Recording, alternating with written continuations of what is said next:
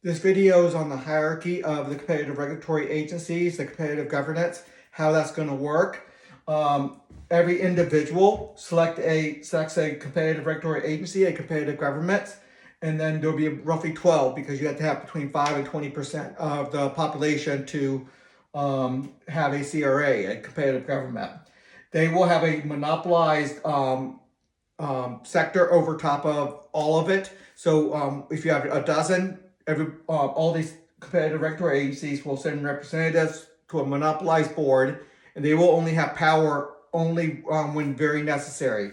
90% of the power will stay at the competitive government level. Monopolized level, only about 10%.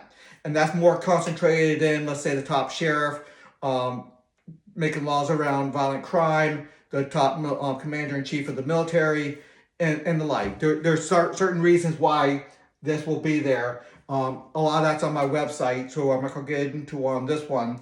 But a lot of it is concentrated on where it needs to have monopolized power. But you still do a little governing through the competitive system. The parent sector board, everybody sends representatives up here and over here. You send representatives up to the sector board and up to the parent sector board. The parent sector boards make sure the jurisdictions, the sector jurisdictions stay the lines, everybody stays within their lines, and they will handle disputes. This parent sector board and the parent rating system sector board there, they make sure they're the more the constitutional people that say you're going outside of what you're supposed to do. These are the keepers of the Constitution, the keepers of the structure of it. So these do 90% of the regulations. The sector boards do the monopolized regulations only when necessary, about 10%.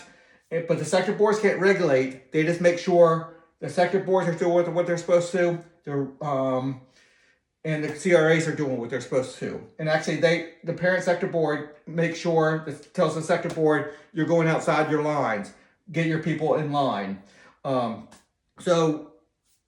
then if let's say education blurs into regulations on licensing of manufacturers or something, or doctors. So we have a different education CRA sector versus healthcare, dealing with doctors, but they need to merge a little bit, and the lines get a little bit blurry. The parent sector board helps straighten those lines out, gives distinct lines. A lot more to the whole system. Look at around a dozen different videos regarding this, and you'll be able to see the whole structure.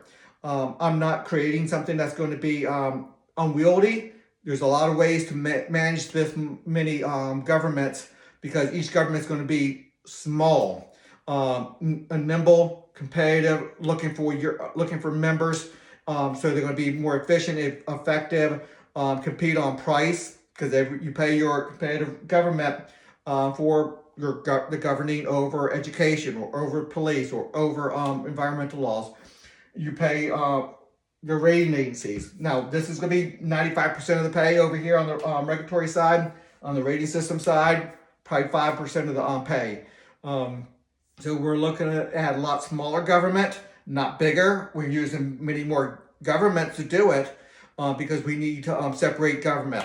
We want every individual to pick out a separate competitive government for education or police or environmental or military.